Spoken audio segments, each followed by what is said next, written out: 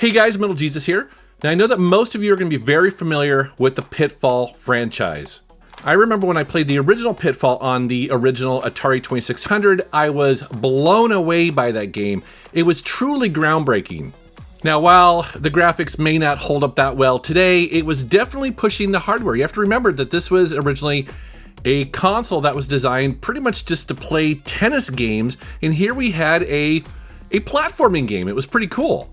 And they followed that classic up with Pitfall 2, which is even better. That game added a massive level design that you could traverse in any direction you wanted to. It was amazing for the time. And then over the decades, Activision continued to put out new versions of Pitfall on new hardware. You see the Wii version here as well as the Super Nintendo. And some of these games are pretty cool, like for instance the Wii version, which went full 3D platformer, and it's really fun. And for the most part, you can continue to play and enjoy these games, either through physical media like I have in my collection, or maybe through ROMs or emulation or digital downloads. Which is great, because as you guys know, I am a retro game collector and player, and I love going back in time and re-experiencing some of these great games. But sadly, there is one Pitfall game that most people cannot enjoy today. Thankfully, I have it backed up on an old iPad, but it is the iOS version of Pitfall. I was digging around on my iPad the other day. I have an iPad 2, like I mentioned. It is locked at iOS 9. I think it's 9.3. And on that iPad, I have a bunch of older games. And thankfully I do, because again, this game no longer is supported. You can't buy it. It doesn't work on modern versions of iOS. And it's just a pity. So at its heart, this is a 3D endless runner, and it's going to feel very similar to another game that was very popular at the time called Temple Run.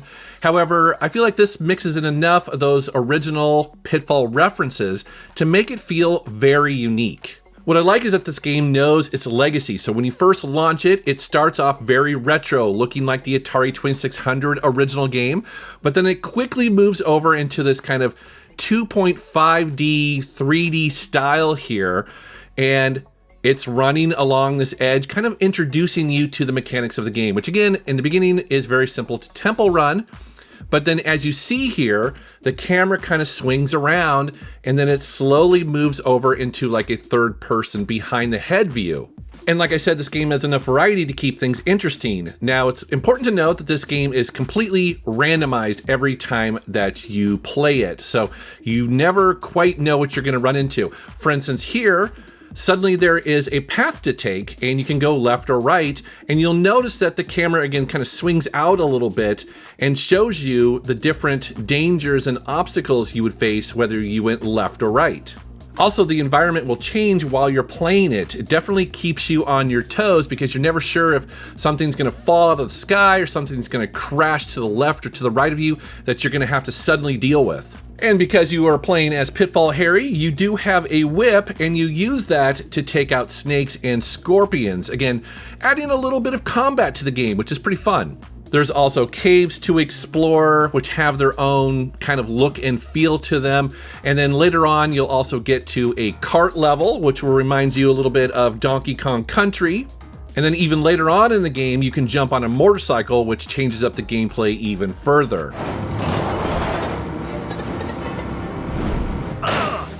And this game originally cost 99 cents to buy it. It was not free as far as I know, but there was some optional kind of in-game coins that you can purchase, which basically allowed you to get back to where you were if you died in the game, but I felt like it wasn't too bad. And remember, this was originally released in 2012, which was what I guess probably 4 years after the iPhone was originally announced.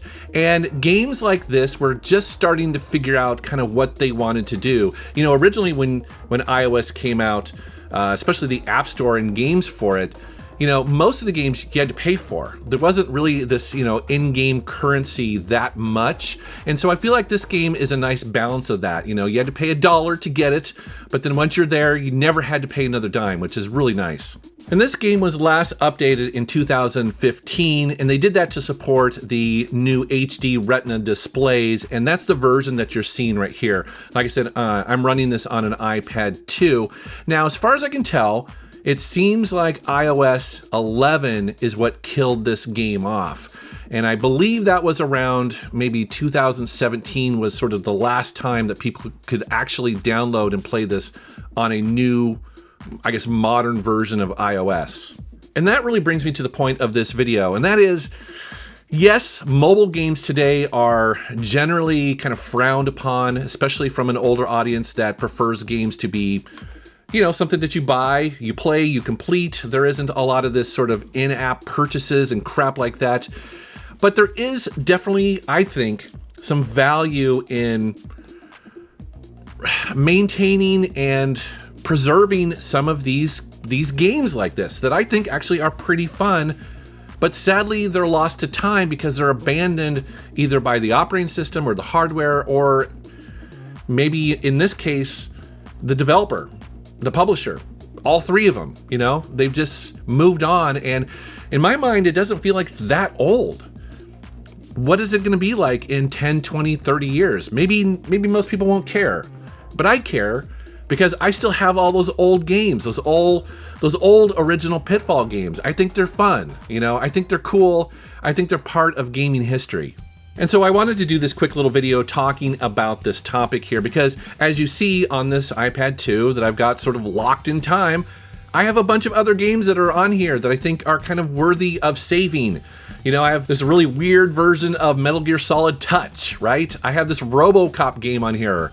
I've got a Mass Effect game on here that just seems like it's unique and, you know, maybe worth preserving. But I would love to know what you guys think. Please give this video a like if you like the subject matter and maybe you want me to do more of these on some of these other games that I've archived. And as always, guys, I want to thank you for watching my channel. Thank you for subscribing, and take care.